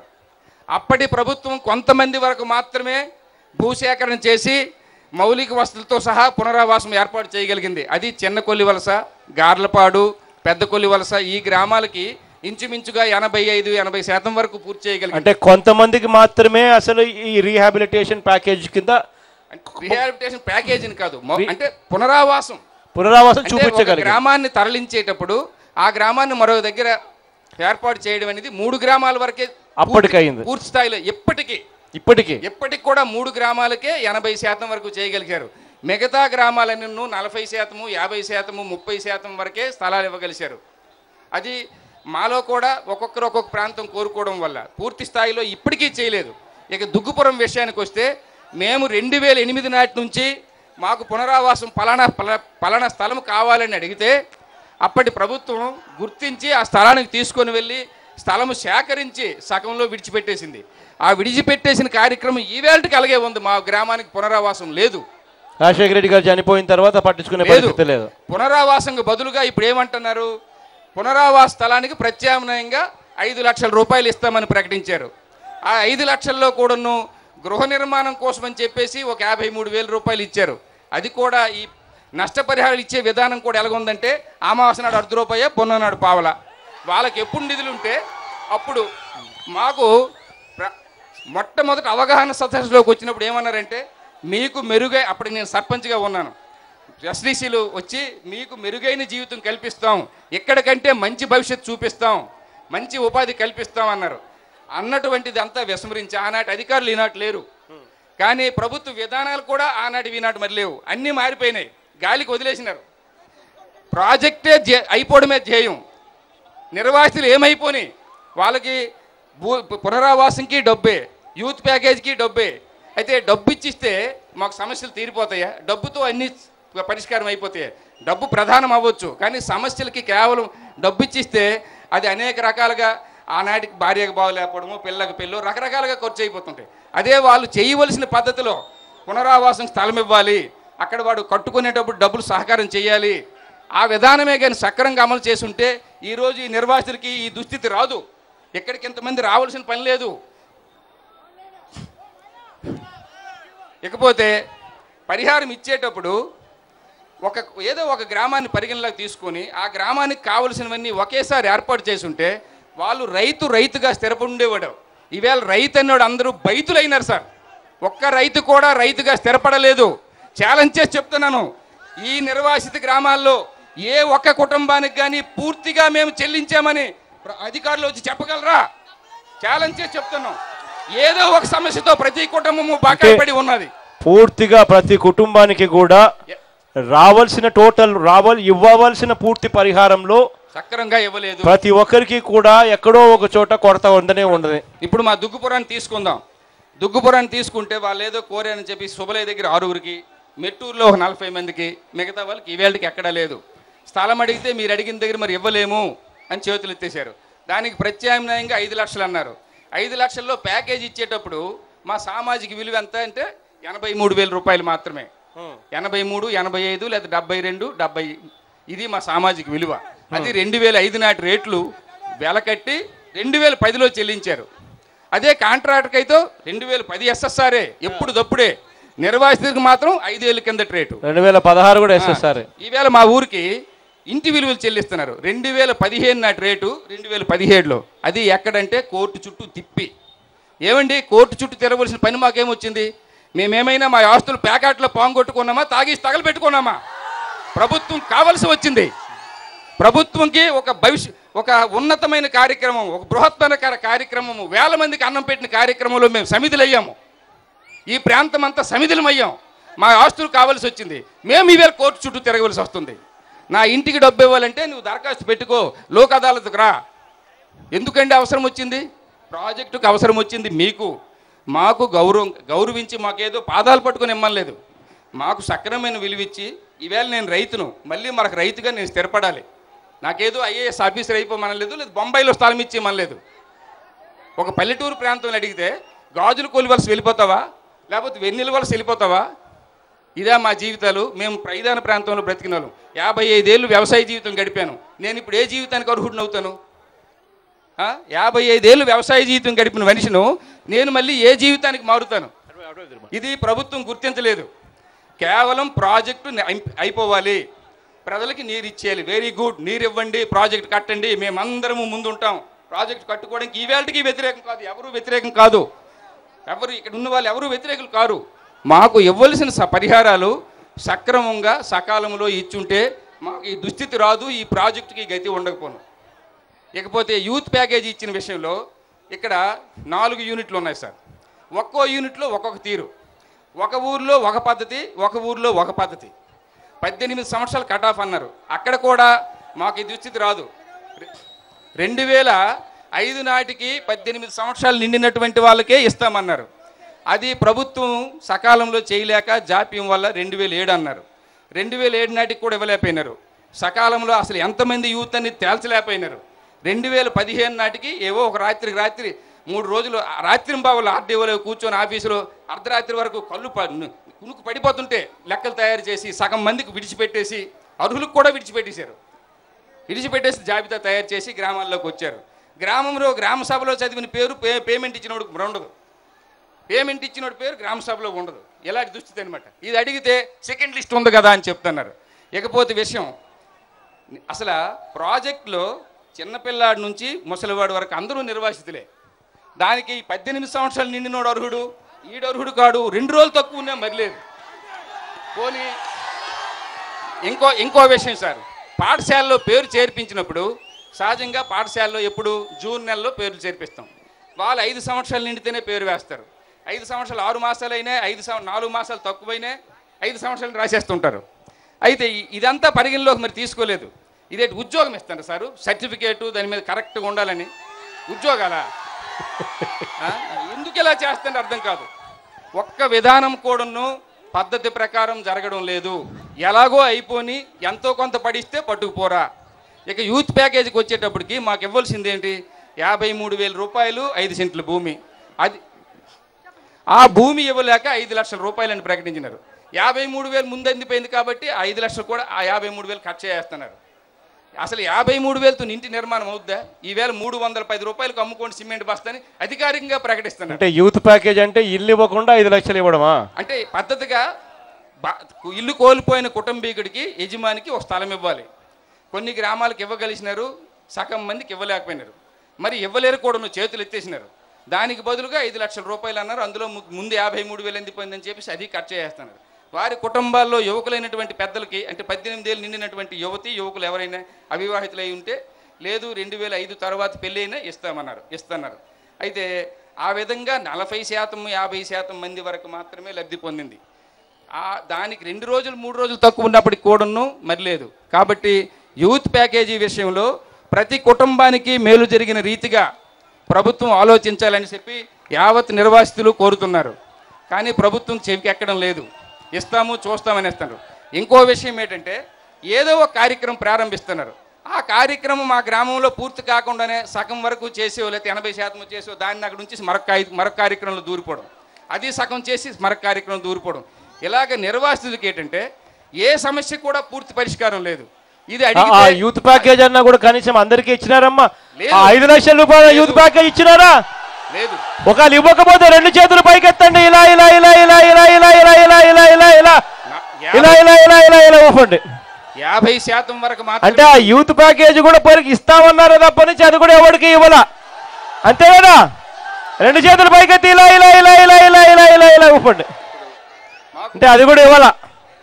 ఇది మాకు ప్రధాన సమస్యలు పక్కన పెట్టేసి ఎక్కువగా అలర చేస్తున్నారు యూతే కాబట్టి వీళ్ళకేదో శాంతింపు చేసేది మరి ఇది హెప్నాటిజం అనమాట. అంటే గొడవ చేసే వాళ్ళకి నోరు ముగించేయడానికి ప్లాన్. అంతే తప్ప మేలేట్లేదు. అంటే యూత్ ఎక్కువగా వచ్చి ధర్నాలు గిర్నాలు చేస్తూ ఉంటారు కాబట్టి ఆ యూత్కి అంతో ఇంతో మేనేజ్ చేసేదానికి కార్యక్రమంలో భాగంగా ఉంటుందని చెప్పి అంతో ఇంత. అదైనా 100% జరగడం లేదు. అది కూడా లేదు. ప్రతి గ్రామంలో కూడా గోల చేసి గొడవ చేసి పోలీస్ స్టేషన్ వరకు వెళ్తామంటేనే జరుగుతుంది తప్ప మామూలుగా ఏం లేదు. ఇకపోతే ప్రతి గ్రామంలో కూడాను జరాయితీ భూములు ఉన్న వాళ్ళు ఉంటారు. జరాయితీ లేని డీ పట్టాలు ఇలాంటివి ఉంటాయి. అక్కడ కూడాను ఒక్కొక్క గ్రామంలో ఒక్కొక్క తీరు, ఒక్కొక్క యూనిట్లో ఒక్కొక్క తీరు. ఒక యూనిట్లో ఒక విధానం అయితే ఇంకొక యూనిట్లో ఇంకొక విధానం. ఈ విధంగా నిర్వాసితుల సమస్యలు సకాలంలో సక్రమంగా ఏ ఒక్క యూనిట్లో కూడాను ప్రాజెక్ట్ అంతా ఒక యూనిట్, ప్రాజెక్టులో పద్ధతి కూడా అంతా ఒకే యూనిట్లో ఒకే విధానంలో ఉండాలి. ఆ విధానం లేదు. దాన్ని ప్రశ్నించినే దానికి పరిష్కారం లేదు. ఇలాగ రోజు రోజుకి వాయిదాలే. కాబట్టి ఇప్పుడు మాకందరికీ నిర్వాసితులందరి తరఫున మేము కోరింది ఏంటంటే, ప్రతి కుటుంబానికి లబ్ధి చెందేలా యువత ప్యాకేజీ ప్రతి కుటుంబానికి ఇవ్వాలి. అలాగే 2013 చట్టానికి మేము అర్హులము. అసలు ఈ 2013 చట్టం ప్రకారం చేస్తే ఎవరికి ఏ సమస్యలు ఉండవు, ఎవరికి లేదు. అసలు ఇంకో 2013 చట్టం ప్రకారం ప్రతి ఇంటికి ఉద్యోగం అన్నా కల్పించాలి. లేదా ఉద్యోగం ఇవ్వకపోతే ఆ ఉద్యోగం మేరకు డబ్బులు వచ్చే కార్యక్రమం ఎలాగూ చేయాలి. ఈ రాష్ట్రంలోనే దాన్నే మీరు యూత్ ప్యాకేజ్ అని చెప్పి దాన్ని అటు ఇటుగా తిప్పి దాంట్లో కొంతమందికి మాత్రం ఇచ్చి కొంతమందికి ఇవ్వకోకుండా ఎగరగొట్టే కార్యక్రమం జరుగుతూ ఉన్నారు. అదేదో కొత్తగా మనకు మాత్రమే అందుబాటులోకి తెస్తా ఉన్నట్టుగా ఇంప్రెషన్ ఇస్తా ఉన్నారు. ఈ రాష్ట్రంలోనే ఈ నియోజకవర్గంలో ఈ ప్రక్కనే జరుగుతుంది. 2013 అక్కడ ఇస్తున్నారు. మరి కొందరికి కోరి పిలిచిస్తున్నారు. మేము ఎక్కడా ప్రాజెక్టు వ్యతిరేకం చేయలేదు. కట్టుకోండి మాకు సక్రమంగా తేల్చండి అంటే మాకు హీనమైన దుస్థితి. కాబట్టి మేమందరము నిర్వాహిత తరపున కోరింది ఏంటంటే 2013 చట్టానికి మేము అడగడం కాదు, మేము అర్హులము అని చెప్తున్నాం. ప్రభుత్వం చేసిన చట్ట ప్రకారము ఒక కాంపెన్సేషన్ ఇచ్చేటువంటి ప్రాపర్టీ ఆ పర్పస్కి అయితే తీసుకున్నారో ఆ పర్పస్కి వినియోగించకుండా ఏ రైతు దగ్గర అయితే తీసుకున్నారో ఆ రైతు అధీనంలో ఉన్నప్పుడు 5 ఏళ్ళు దాటిపోతే ప్రాజెక్ట్ ఆ భూమి వాళ్ళకే హక్కు, ఆ ఇల్లు వాళ్ళకే హక్కు అన్నారు. దాన్ని అమలు చేయండి అంటున్నాం. మాకు ఇచ్చేటప్పుడు 2013 అడ్డు వస్తుంది, వీళ్ళకి మాకు భూములు ఇవ్వడానికి ఇప్పుడు 2013 అడ్డు వస్తుంది. అంటే 2013 చట్టం ఏం చెప్తుంది అని అంటే, ఒక నిమిషం, 2013 చట్టం ఏం చెప్తుంది అని అంటే, మీరు చెప్పేదాని ప్రకారం 2013 చట్టమే చెప్తుంది, ఏదైనా పర్పస్ కోసం భూములు తీసుకుంటే 5 ఏళ్లలో ఆ ప్రాజెక్టు కన్నా పూర్తి కాకపోతే ఆ భూములు ఇంకా రైతుల అధీనంలోనే ఉంటే వాళ్ళకి ఖచ్చితంగా వాళ్ళ భూములు మళ్ళీ వాళ్ళకి వెనక్కి తిరిగి ఇచ్చేయాలి అని చెప్పి 2013 చట్టం చెప్తుంది. ఆ 2013 చట్టం మాకు పూర్తిగా అర్హత ఉంది అని చెప్పి కూడా గట్టిగా మీరు గట్టిగా చెప్తా ఉన్నారు. ఉంది, మేము ఎవరికి అర్థించడం కాదు, మాకు అది చట్టమే హక్కు కల్పించింది. దాన్ని మాకు అమలు చేయాలని మేము అందరము నిర్వాహిత తరపున కోరుతున్నాం. దయించి నిర్వాసితులందరూ దృఢమైన నమ్మకంతో మనం 2013 చట్టం కోసం పోరాడాలి. అది సెలవు తీసుకుంటున్నాం. గట్టిగా పోరాడదాన్ని సిరన్న దమ్మ తల్లి తల్లి ఏం పేరు మన పేరు? నా పేరు జయలక్ష్మి. అటువైపు తిరగాలి తల్లి, జయలక్ష్మి తల్లి అటు అటు అటు అటువైపు తిరగాల. నేను ఈ పాడలి గ్రామంలో ప్రతి ఒక్కరికి నేను తెలిసేదాన్ని, కానీ నాకు పొలము ఇల్లు అన్నీ ఉన్నాయి. కానీ నువ్వు ప్యాకేజు ఇవ్వడం అంటే నువ్వు అరాధరాలు కావు అంటున్నారు. ఎందుకు కావని నువ్వు ఇది ఒక్కసారి చూడు. నాకు పొలం తాలూకు కాగితాలు, ఇల్లు తాలూకు కాగితాలు అన్నీ ఉన్నాయి, కానీ నువ్వు ప్యాకేజీకి మాత్రం అరాధరాలు కావు అంటున్నారు. ఎన్ని అప్లికేషన్లు ఇచ్చినా అప్లికేషన్లకి జవాబులు లేవు. నాకు ఇది ఒక్కటే న్యాయపరచాలి. మీకు ఎన్ని ఎకరాల భూమి ఉంది? ఎకరా పొలం ఉన్నది పడిపోయింది. ఎకరా పొలం భూమి పడిపోయింది, బయటలో పడిపోయింది, నీటిలో పడిపోయింది. అంటే ప్రాజెక్ట్ లో ఉంది, ప్రాజెక్ట్ లో ఉంది. మీ ఎకరా భూమి ప్రాజెక్ట్ లో ఉంది. ప్రాజెక్ట్ లో ఉన్నా కూడా మీకు కాంపెన్సేషన్ ఇలా డబ్బు ఇచ్చారు, పొలంకి డబ్బు ఇచ్చారు. అప్పుడప్పుడు లక్ష రూపాయలు ఇచ్చింది, అప్పుడెప్పుడో ₹1,00,000 ఇచ్చారు. అవి ఎప్పుడో అయిపోయినాయి. నాకు 2 ఆడపిల్లలు. ఇప్పుడు ప్యాకేజ్ ఇమ్మంటే ప్యాకేజీ లేదు, పూర్తి ప్యాకేజీ లేదు. ఏ ప్యాకేజీ నాకు పైసా అందలేదు. ప్యాకేజీ దాని తర్వాత ఏమి ఇచ్చింది లేదు, ఏమి లేదు. నువ్వు అరోధరాలు కావు అంటున్నారు. ప్యాకేజీ లేదు, ఇల్లు లేదు, మన్ను లేదు, ఏమీ లేదు. ఆ రోజు నుంచి ఈ రోజు వరకు అప్పుడింత ₹1,00,000 ఇచ్చినారు, అయిపోయింది. అంతే కదా, ఏమీ లేదు. నేను ఎక్కడో తట్టలో బుట్టలో మోసి బతుకుతున్నాను. ఇప్పుడు నా పిల్లలకి ఏ ఆధారం లేదు అసలుకి. మీ పేరేం పేరుమా? జయలక్ష్మి, నల్ల జయలక్ష్మి. జయలక్ష్మి అమ్మ తల్లి చెప్తా ఉన్నది పరిస్థితి. నువ్వు అందరూ ఒక్కసారి చూడు, అవి ఇల్లు పట్టాలు భూముల పట్టాలు ఉన్నాయో లేవో. నువ్వు ఆ ప్యాకేజీకి అరాధరాలు కావు. ఎన్ని అప్లికేషన్లు ఇచ్చినా అప్లికేషన్కి జవాబులు లేవు. అప్లికేషన్లు ఇస్తా ఉన్నాము, కానీ అప్లికేషన్లు పట్టించుకునే వాడు లేడు, వారు లేరు. ప్యాకేజీ లేదు, ఇంకొకటి లేదు, మాకు ఏమీ దొరకడం లేదు, ఏమీ లేదు. నేను ఊర్లో వండుకుంటే ఎక్కడికో నెల వెళ్ళి యూత్ ప్యాకేజ్ అని చెప్పి ఏదో కొత్తగా ఏదో చెప్తా ఉన్నారు, అదేమైంది? అది ఏమి వరోధరాలు కావు అంటున్నారు. మీరు యూత్ కు అర్హురాలు కాదంటారా? ఆడపిల్లకి నువ్వు ఈ ఊరికి పిల్లవే కావు అంటున్నావు. నాకు ఏదైనా ఇంత లేకపోతే నువ్వు నాకు ఏమి ఇవ్వ చెప్పకు. యూత్ కు నువ్వు అర్హురాలు కాదు అంట. నీకు 2 పిల్లలు ఉన్నారు, మీరు ఉన్నారు. నేను ఇంకా యూత్ కాకపోతే ఇంకా ఏదానికి అర్హురాలను అవుతానని చెప్పి మీరు అడుగుతా ఉన్నారు. మరి అవులకు జవాబు చెప్పాలి. నీకు వచ్చినా కాబట్టి నీకు జవాబు చెప్తాను. మాటకు మాకు సమాధానం ఎవ్వరు చెప్పట్లేదు. నిజంగా చంద్రబాబు నాయుడు గారిని గట్టిగా, అమ్మ పేరేం పేరు? జయలక్ష్మి.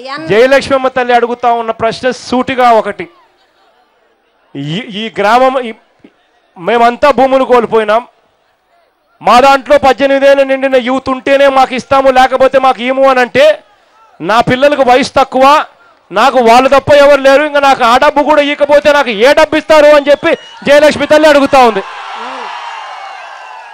ఇది ధర్మమేనా అని అడుగుతా ఉంది. ఇచ్చిందే తక్కువ రేటు ఇచ్చినారు. ఆ 10 ఏళ్ల కిందట ఇచ్చిన ఆ రేటు ఇదే శ్రీకాకుళంలోనే పక్కనే 18 లక్షల రూపాయలు ఎకరాకి ఇస్తా ఉన్నారు. మాకు అప్పుడెప్పుడో ₹1,00,000 ఇచ్చింది మాత్రమే ఇచ్చే పరిస్థితి. దాని తర్వాత మాకు ఇండ్లు ఇయ్యలేదు, మన్ను ఇయ్యలేదు, ఏమి ఇయ్యలేదు. ఇవాళ యూత్ ప్యాకేజ్ అని చెప్పి గొడవలు జరుగుతూ ఉన్నాయి కాబట్టి యూత్ ప్యాకేజ్ అని చెప్పి చెప్తా ఉన్నారు. ఆ యూత్ ప్యాకేజ్ అన్నా కూడా కనీసం ప్రతి ఇంటికి కూడా ఇచ్చే కార్యక్రమం కూడా చేయకపోతే మేము ఎలా బతుకుతాము అని చెప్పి జయలక్ష్మి తల్లి సూటిగా అడుగుతా ఉంది. అంతేనమ్మా? నువ్వు అడుగుతా ఉన్నది వాస్తవం తల్లి. గట్టిగా దీని గురించి గట్టిగా చెప్పే కార్యక్రమం చెప్దాం. ఒకటి మీ అందరికీ కూడా నేను మళ్ళీ చెప్తా ఉన్నా, చంద్రబాబు నాయుడు గారి పాలన ఎల్లకాలం జరగదని మాత్రం ఖచ్చితంగా అందరూ గుర్తుపెట్టుకోండి అని చెప్పి గట్టిగా చెప్తా ఉన్నా. ఇంకా సంవత్సరంన్నర పోతే వచ్చేది మనందరి పాలన వస్తుందని మాత్రం చాలా గట్టిగా కూడా చెప్తా ఉన్నాం. అప్పుడు ఖచ్చితంగా 2013కు సంబంధించిన భూ చట్టాన్ని మళ్ళీ తీసుకొస్తామో, మీ అందరికీ కూడా మిగిలిపోయిన కాంపెన్సేషన్ పూర్తిగా ఇచ్చేస్తామని కూడా మళ్ళీ చెప్తా ఉన్నా. అదొకటే కాకుండా ఇటువంటి అవకతవకలన్నిటికీ కూడా ఆ 2013 చట్టాన్ని మనస్ఫూర్తిగా గన ఇంప్లిమెంట్ చేస్తే అది ప్రతి ఇంటికి మేలు జరుగుతుంది, ప్రతి ఒక్కరికి కూడా మేలు జరిగించే కార్యక్రమం జరుగుతుంది. ఖచ్చితంగా అది జరిగిస్తామని కూడా చెప్తా ఉన్నాం తల్లి. బాగా దేవుణ్ణి బాగా మొక్కు, మన ప్రభుత్వం తొందరగా రావాలని.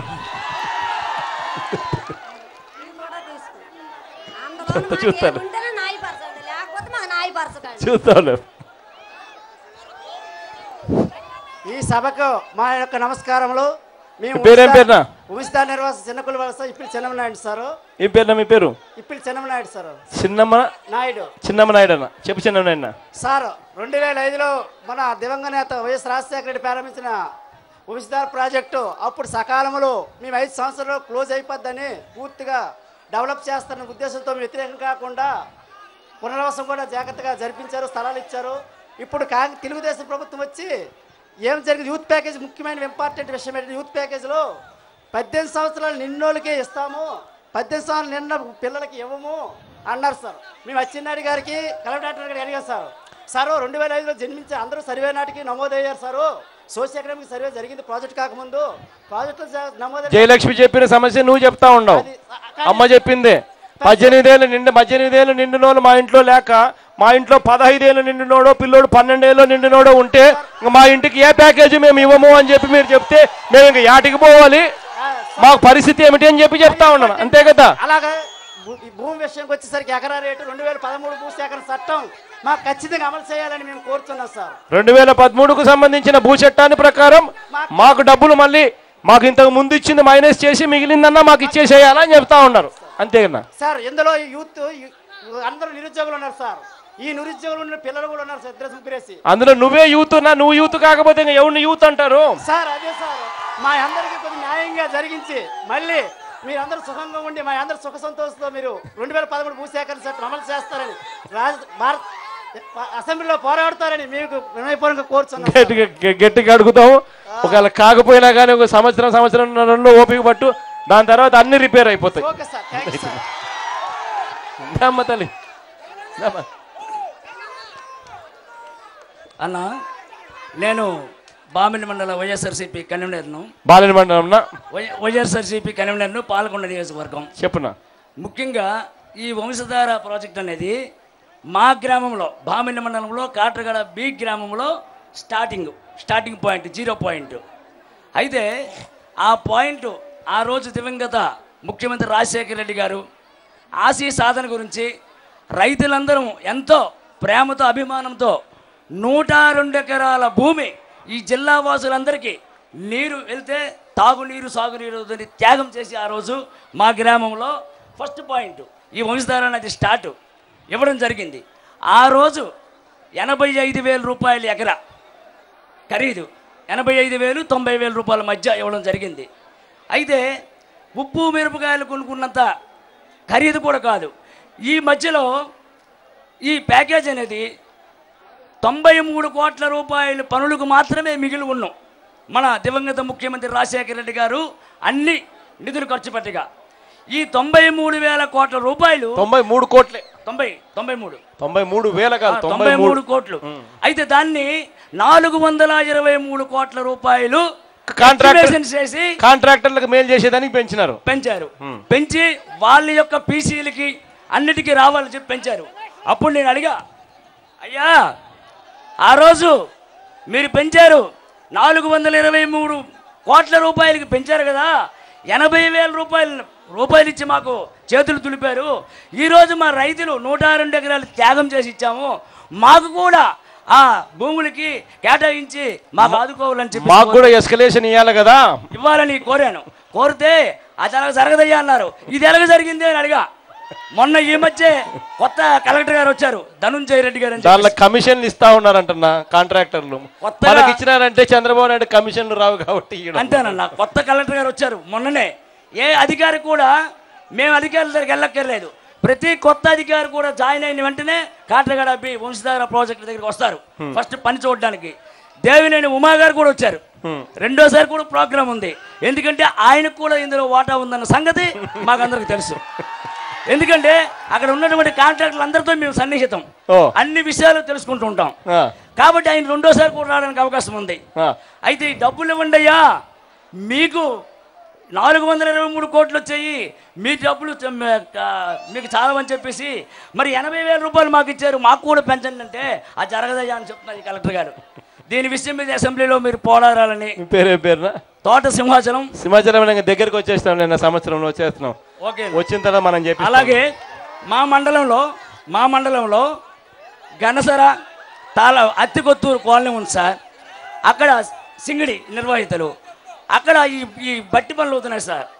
ఈ బట్టి పనుల్లో రాయిలు పేల్చడానికి ఆ ఇల్లుకి కాలనీకి ఆ బట్టికి 30 మీటర్ల దూరం ఉంటుంది. 22 బాంబులు ఒక్కసారి పెట్టి పేలిస్తే ఆ కాలనీ గోడలన్నీ కదిలిపోయాయి సార్. 150 ఇల్లు. ఎమ్మెల్యే గారు మేమందరం కలిసి అక్కడికి పరామర్శించడానికి వెళ్ళాం. తీరామాసు ఆ నిర్వాసితులందరూ కూడా మా ఇల్లు కూలిపోయాయా, అన్ని కదిలిపోయే గోడలు, 22 బాంబులు ఒకే రోజు మీరు ఒకేసారి పేల్స్తే మా పరిస్థితి ఏంటంటే మీరు కట్టిన సిమెంట్ బాగోలేదే అని చెప్తున్నారు, మీరు కట్టిన రాయి బాగోలేదే అంటున్నారు, మీ మేస్త్రి కరెక్ట్గా రాయి పేర్చినందువల్లే ఎలాగైంది అన్నారు. కానీ 22 బాంబులు ఒకేసారి పేలిస్తే ఏంటవుద్దన్నా? ఇల్లు నిలబడదు. ఆ విధంగా అయింది. దాని మీద కూడా పోరాడాలి. సింగిడి నిర్వాహితులు కూడా ఉన్నారు, 2 విషయాలు మాట్లాడతారు. అవకాశం మాకు ఇచ్చి ఈ మా విషయాల మీద పోరాడాలని మేము కోరుకుంటున్నామన్నా. గట్టిగా చెప్తాం.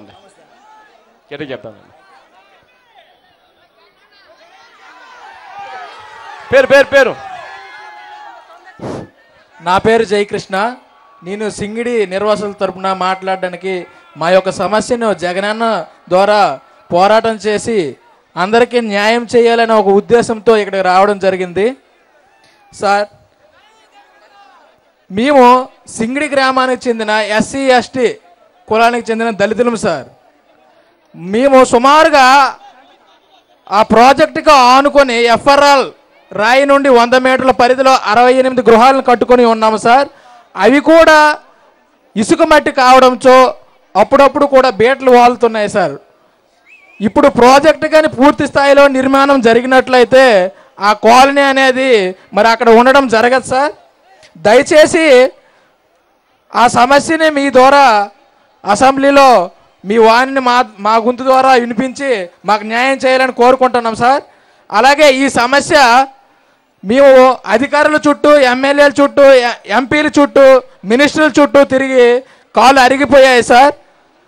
మన పార్టీ అధ్యక్షురాలైనటువంటి రెడ్డి శాంతమ్మ గారు, మరి మా కాన్స్టిట్యున్సీ ఎమ్మెల్యే కళావతమ్మ గారు, మండల వైఎస్ఆర్ పార్టీ కన్వీనర్ మన సింహాచలం గారి ద్వారాన మా యొక్క పోరాటం అనేది వెలుగులోకి వచ్చింది సార్. ఇప్పుడు అలాగే ఆ ఇల్లు నిర్మాణం కోసం మేము. పేరేం పేరు? జయకృష్ణ సార్. చేద్దాంలే కృష్ణ. దీనికి సంబంధించినంత వరకు కలెక్టర్కి నేను కూడా లెటర్ పెడతాను. గట్టిగా దీనికి కాంపెన్సేషన్ ఇవ్వాలని చెప్పి గట్టిగా కూడా అడుగుతాను. బాలరాజు గట్టిగా అడుగుతా, లెటర్ పెట్టించే కార్యక్రమం.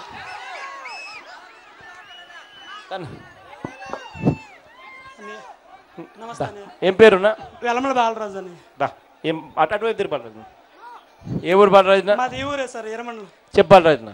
మా భూమి అంతా కూడాను 2005లో పర్లేదన్నయ్య, నేను పర్లేదు 2005లో రాజశేఖర రెడ్డి గారు, ధర్మాన ప్రసాద్ గారు ఈ ప్రాజెక్ట్ని స్థాపించడం జరిగిందన్నయ్య. ఈ జిల్లాని 11 లక్షల మెట్రిక్ టన్నుల్ని 33 లక్షల మెట్రిక్ టన్నులు చేయాలని ధర్మాన ప్రసాద్ గారు, పాలవలస రాజశేఖర గారు, రాజశేఖర రెడ్డి గారు తయారు చేస్తే వీళ్ళు రబ్బరు లాగుతానమని చెప్తాను రండి. వీళ్ళ దగ్గర ప్యాకేజీలకు అడుగుతుంటే రబ్బర్ అట మేము లాగుతానమాట అన్న, వీళ్ళట తెంపుతారట మాకట.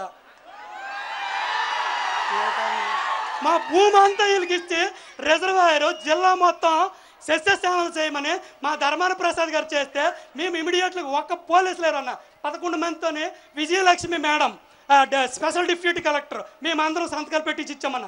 మా ధర్మాన ప్రసాద్ ఆధ్వర్యంలో, మా పాలవలస రాజశేఖరం గారి ఆధ్వర్యంలో రాజశేఖర రెడ్డి గారు స్థాపితం. ఏ ప్రాజెక్ట్ అయినా ఎంత బలమైన ప్రాజెక్టు ఈ చంద్రబాబు నాయుడు ఎక్కడైనా కట్టాడా? ఎక్కడైనా Chandrababu Naidu use and throw pen. మనం కానీ యూజ్ పెడితే సగం ఉపయోగిస్తాడు, జల్లేస్తాడు. ఈ రోజు నేను చెప్తాను, పవన్ కళ్యాణ్ని జూనియర్ అన్ని యూజ్ చేసుకోండి. ఆ తర్వాత వాళ్ళ బాబు లోకేష్ గారిని తెచ్చి మినిస్టర్ చేయడు. మీరు అందరూ గ్రహించండి. ఇంకోటి అన్నయ్య, మీరు కోపం అయిపోతారు. మీ వికలాంగులకి మాకు 1500 పెన్షన్ అన్నాడు. మా వికలాంగులందరూ మోసపోరా అన్నయ్య. 1500 మోసపోతే 1000 రూపాయలు ఇస్తాను రా. 1000 రూపాయలు ఇస్తాను రా. ఇంకా వేరే వాళ్ళతో మాట్లాడతాను. తల్లి నమస్తే అన్నయ్య, నా పేరు పొన్నం శ్యామల. అటువైపు తల్లి. అందరికీ నమస్కారం. యూత్ గురించి ఏంటన్నయ్య? జాబుల గురించి. జాబులు మీ పునరావాసంలో ఉన్నారమ్మా మీరు? ఉన్నాము. మా పేర్లు కూడా లేకుండా చేస్తారు. నీకు ఎన్ని ఎకరాల భూమి పోయింది? 1 ఎకరం. నీకు 1 ఎకరా భూమి పోయింది. ఏ ఊరు తల్లి మీది? చిన్న గ్రామం, పక్క ముంపులో ఉన్న గ్రామం. అవును, పోయింది. మీరు అసలు మా నాన్న చిన్నప్పుడు చనిపోయాడు. అసలు ఏమి ఇవ్వకుండా చేస్తారు. కానీ మీకు ఇప్పుడు యూత్ ప్యాకేజ్ కూడా లేదు. లేదు, ఏ ప్యాకేజీ లేదు. పెద్ద మనుషులు లేవని చెప్తున్నారు. హెల్త్ కసరాతున్నారు, పోలీసులు తన్నిస్తున్నారు. ఏంటి అసలు మా పరిస్థితి? అసలు మేము ఉండాలో పోవాలా? అసలు యూత్ గురించి ఏంటి? జాబ్లు ఇస్తా అన్నారు. ఏంటి అసలు? పేరేం పేరుమా? నా పేరు పొన్నం శ్యామల. శ్యామలమ్మ తల్లి. యూత్ ప్యాకేజ్ అప్పుడెప్పుడో 1 ఎకరా. ఎన్ని ఎకరాల భూమి తల్లి? అప్పుడెప్పుడో 1 ఎకరా పోయింది.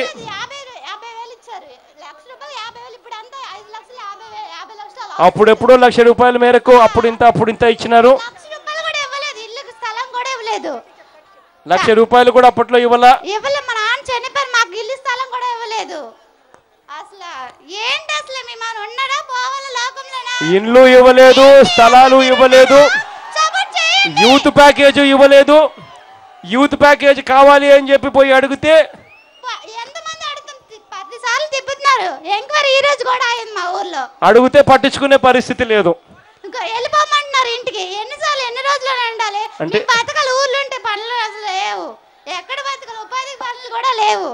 పనులు కూడా లేవు. చచ్చిపడి మాకు బతుకు కూడా రాలేదు. మదర్ ప్యాకేజ్ గురించి అందరికి వచ్చింది, మా పెద్ద వాళ్ళందరికీ. మాకే ఎందుకు ఇవ్వలేదు? మైక్ దగ్గర పెట్టుకో. మాకే ఎందుకు ఇవ్వలేదు? అసలు మేమేం తప్పు చేసామేంటి? ఓట్లు వచ్చినప్పుడు ఆ కాలు పట్టుకుంటారు. మేము ఇప్పుడు మీ కాలు పట్టుకోవాల్సి వస్తుంది. ఏంటి అసలు? కాళ్ళు పట్టుకున్నా ఇచ్చే పరిస్థితి లేదు.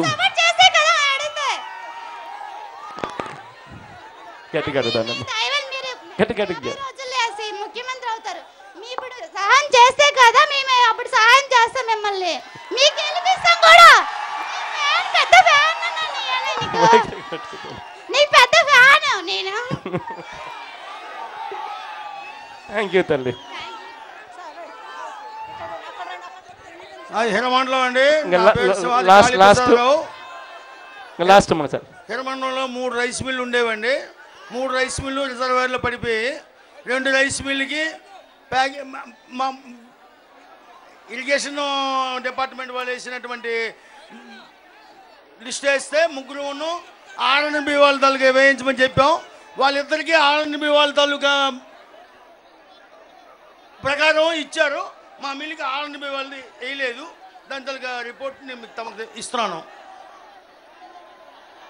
2 మిల్లుగా ఆర్ఎన్బి వాళ్ళు వేశారు. 1 మిల్లు మాది. ఆర్ఎన్బి వాళ్ళ తాలూకా ఎస్టిమేషన్ వేయలేదు. దానివల్ల చాలా నష్టపోయి చాలా ఇబ్బంది పడ్డాను. ఎప్పటికి నాకు 75 సంవత్సరాలు, నాకు రావాల్సిన డబ్బులు ఇవ్వలేదు. 3 మిల్లులు ఉన్నాయి మీకు. దాంట్లో 2 మిల్లులు వచ్చినాయి, 1 మిల్లుకి రాలేదా? నాకు కాదు, మిగతా 2 మిల్లు వాళ్ళకి డబ్బులు ఇచ్చారు. ఆర్ఎన్బి వాళ్ళ ఎస్టిమేషన్. నా ఎస్టిమేషన్ మీ మిల్లుకి మాత్రం ఇవ్వలే, వేరే మిల్లులకు మాత్రం ఇచ్చినారు. ఇచ్చారు. ఆర్ఎన్బి వాళ్ళ ఎస్టిమేషన్ నాకు వేయలేదు. దాని తాలూకా పర్టికులర్స్ అన్ని దీనికి ఉన్నాయి. చెప్తాను, నా లెటర్ పెట్టి కూడా పెడతాంలేనా సార్.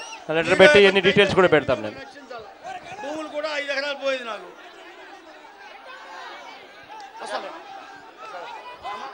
దాని మైక్ తీసుకుని. నా పేరు సురారు సింహాచలం సార్. గార్లపాడు గ్రామంలో 200 ప్యాకేజీలు ఇవ్వలేదు సార్. లంచం ఇస్తే ఇస్తామంటారు. లంచం ఇస్తే 10 ఎకరాల భూమి పోయి ఉన్నారు. 10 ఎకరాల భూమి పోయిన రైతులకి ఎవరికి ప్యాకేజీ రాలేదు. ఈవేళ రోడ్డు మీద ముష్టడిక్కుంటున్నారు రైతులు. ముష్టడిక్కుంటారు. పోలీసు వాళ్ళు ఈవేళ తోలు తీస్తామంటాడు. ఎర్రమనాయుడు గారు ముందు సంవత్సరం ఉన్నప్పుడు వేరేగా ఉండేది. అచ్చెన్నాయుడు అంటాడు కరెంటు పీకియండి, వాళ్ళకి తోలు తీయండి అంటాడు. అందుకేమి మేము బెదరము, మేము రోడ్డు ఎక్కుతాము, ప్రాణానికైనా అంకితంగా ఇస్తాం అని మేము సిద్ధంగా ఉన్నాం. సిద్ధంగా ఉంటే మీ నాన్న ఎక్కువ నుంచి చెప్తే జనము ఆశపడుతున్నారు. నాన్నగారి ఆశయాల మీద మీ దృష్టిలో పెట్టాం కనుక మాకు ఉన్న ప్యాకేజీలు మా ఉన్న భూములకి అన్ని న్యాయం జరిపించిన రోజే మీకు నీ ఆశయాలు మీ నాన్నగారి ఆశయాల మీద మాకు నమ్మకం కలుగుతుంది. ఇక్కడ మన వెంకటరమణ బాబు గారు మీ ఆశయాలు నాన్నగారు ఆశయాల మీద గెలిచినాడు కనుక మనకు అన్యాయం చేస్తున్నాడు. ఈ అన్యాయం ఒకటి కళ వెంకటరావు గారికి ఇది మోసము. ఇవాళ అన్నిటికన్నా ఎంత అన్యాయంగా ఈ యూత్ ప్యాకేజ్ అనేది వీళ్ళు చేస్తూ ఉన్నారు అన్నదానికి నిదర్శనం ఏమిటంటే, దాదాపుగా 11,000 మంది నిర్వాసితులుంటే ఈ యూత్ ప్యాకేజ్ అన్నది వీళ్ళు ఐడెంటిఫై చేసింది ఎంతమందికి చేసినారు అని అంటే కేవలం 4,000 మందికి మాత్రమే చేశారట.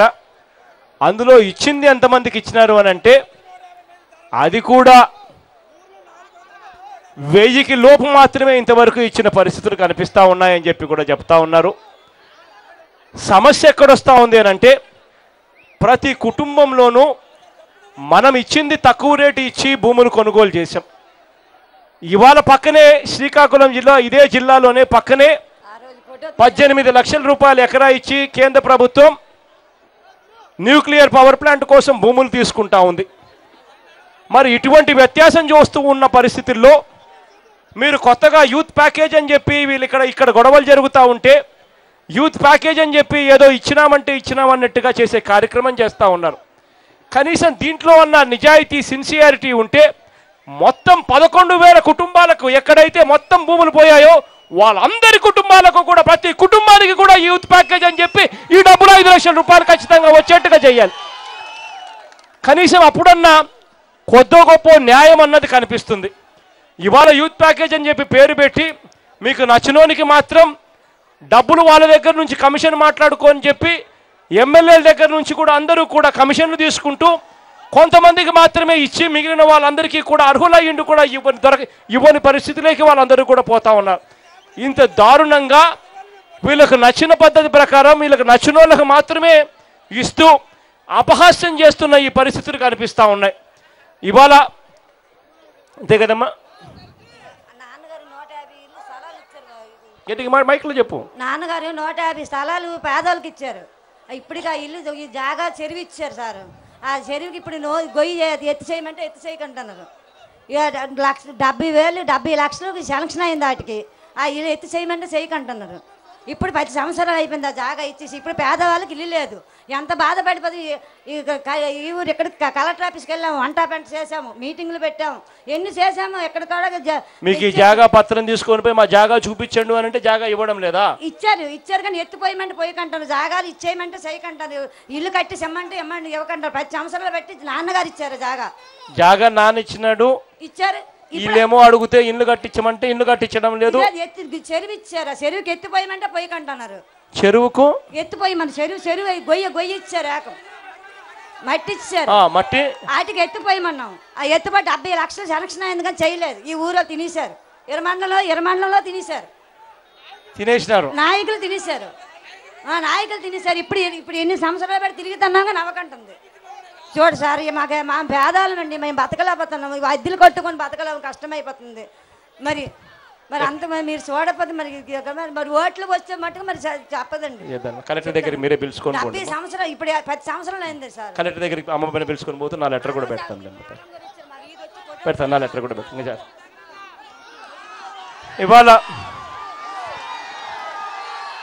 ముంపు గ్రామాలకు సంబంధించి అవస్థలు పడతా ఉన్న ముంపు గ్రామ ప్రజల నోట్లో నుంచి ఇవాళ బాధలు విన్నారు. ఇవాళ నేను ఒకటి చెప్తా ఉన్నా, కడుపు నిండా బాధ ఉన్నా కూడా చిక్కటి చిరునవ్వులతోనే ఇక్కడికి వచ్చి ఆప్యాయతలు చూపిస్తా ఉన్నారు. ప్రతి అక్క చెల్లెమ్మకు, ప్రతి అవ్వాతాతకు, ప్రతి సోదరుడికి, స్నేహితుడికి మీ అందరి ప్రేమానురాగాలకు చేతులు జోడించి శిరస్సు వంచి పేరు పేరు నా కృతజ్ఞత తెలుపుకుంటా ఉన్నాను. ఇవాళ ఇక్కడ జరుగుతూ ఉన్న అవకతవకలు, ఇవాళ ఇక్కడ న్యాయాన్ని పక్కన పెట్టి చేస్తూ ఉన్న అన్యాయం, ఇవన్నీ కూడా కళ్ళ ఎదుటనే కళ్ళకు కనిపించేట్టుగా జరుగుతూ ఉన్నా కూడా పట్టించుకోని పరిస్థితులు కనిపిస్తూ ఉన్నాయి.